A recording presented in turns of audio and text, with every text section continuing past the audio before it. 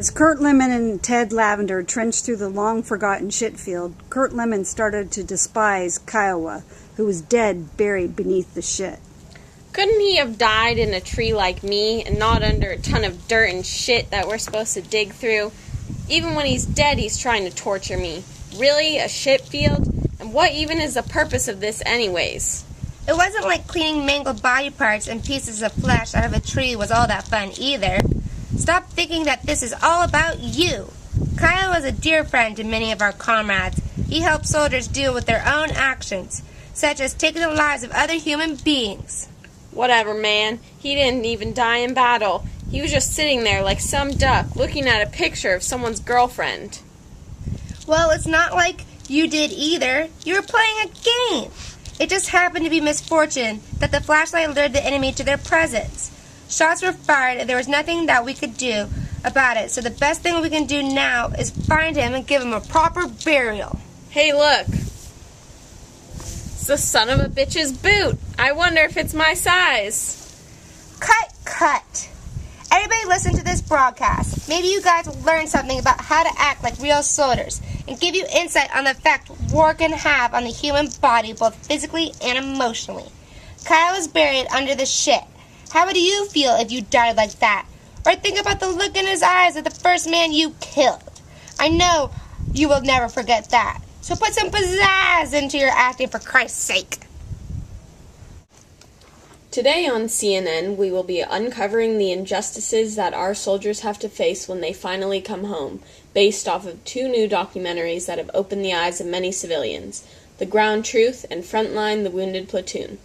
Soldiers in Frontline, the Wounded Platoon, shared their experiences so that we, the audience, could understand what it felt like to be there with them.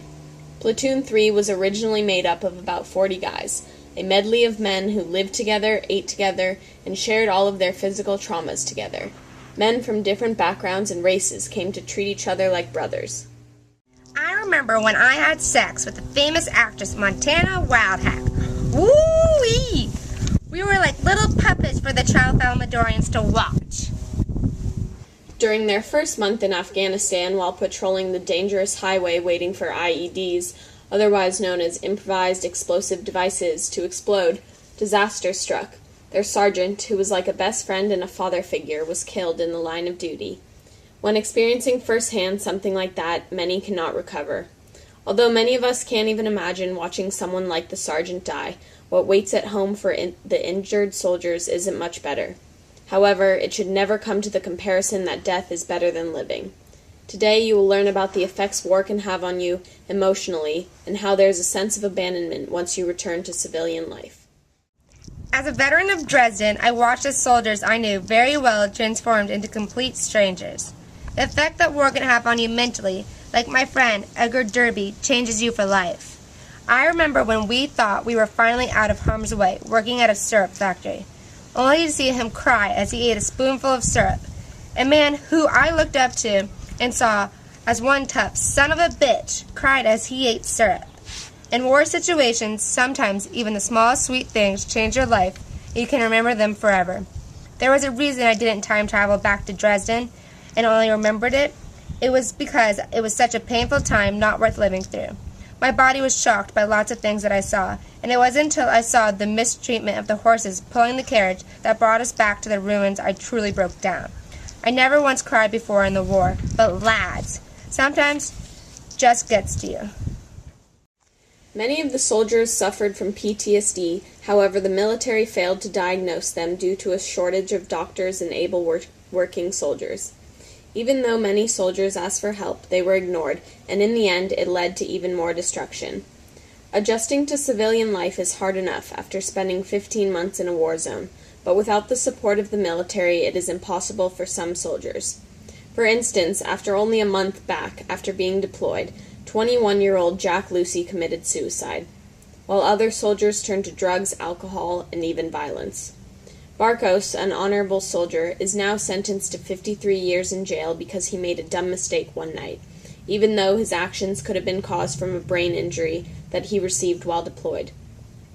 In addition, another member of Platoon 3 assaulted his wife and now lives in a trailer park. When transitioning home, lots of soldiers feel that it is too hard to assimilate to their previous daily lifestyle. Some soldiers aren't treated for PTSD because they can't speak out about their problems. They stay trapped in their head, which will drive some of them insane or lead them to commit suicide. Just like Norman Bowker from The Things They Carried, he found it too hard to express himself, even to a complete stranger. Driving around for months was all that he could do, and it led to suicide because no one was there to listen. If there is anything worth taking from this program, it is that support can make a difference.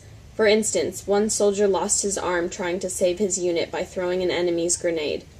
5 years after returning home, he still suffers from PTSD and the lack of mobility.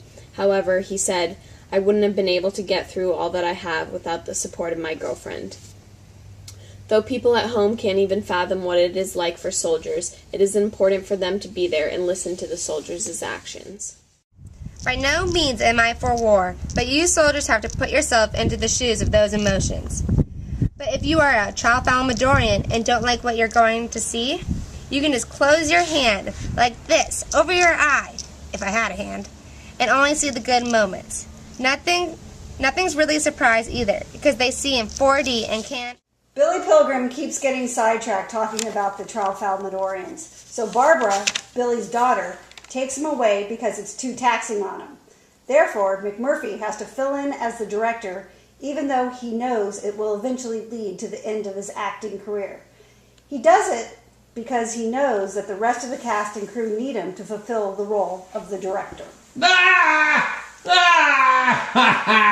So I guess I'm filling in for these loony Billy Pilgrim over here because he thinks he was abducted by some aliens. What a coup! Since McMurphy was caught gambling, he was forced to be part of the play in order to fulfill his community service, while the rest of the actors were voluntary. Where are all the girls on this set? Has anyone seen Candy? Anyways, let's get this thing on the road. You guys need to get into character. Take charge. You are the only one holding yourself back. Your moms are not here to tell you what to do or what not to do. While the directors addressed the actors' unnecessary emotions, Siddhartha, the play critic, waited silently in the audience, contemplating why soldiers reacted how they did to war. If I may interject for a moment, I am a man of few words. These actors have been getting lots of different directions, but really they just need to listen to themselves. You have to forget what you have been taught by others and follow in your own footsteps instead of theirs.